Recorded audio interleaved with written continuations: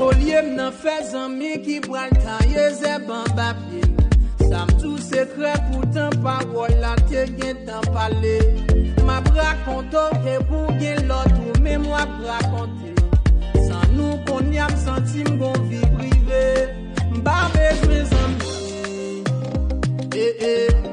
Puis comme vivre sans amis. Au lieu m'en faire amis qui pral tailler zeb en papier. Ça tout secret pourtant parole la te gen t'en parler. Ma raconte et pour gen l'autre mais moi raconter. Sans nous qu'on y a senti m'gon vie privée. M'pas besoin amis. Puis comme vivre sans amis.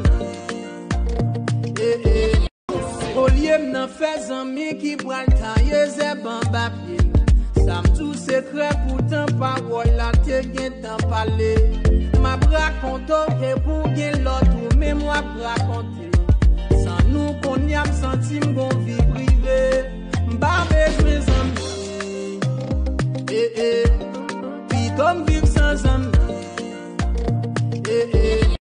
Au lieu m'en faire amis qui pral tailler zeb en papier.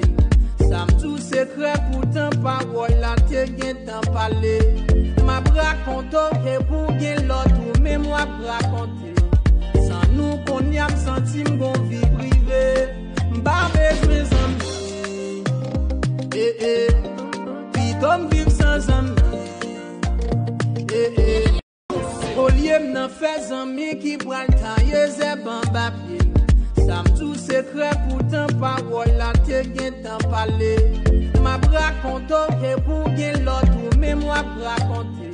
Sans nous qu'on y a senti m'gon vie privée. M'pas besoin amis. Puis comme vivre sans amis. Au lieu m'en faire amis qui pral tailler zeb en papier. Ça tout secret pourtant parole la te gen t'en parler. Ma raconte et pour gen l'autre mais moi raconter.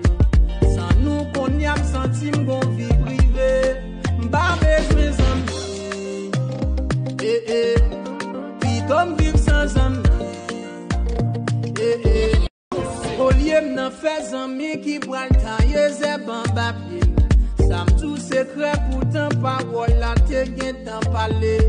Ma raconte et pour gen l'autre mais moi raconter. Sans nous qu'on y a senti m'gon vie privée. M'pas besoin amis. Puis comme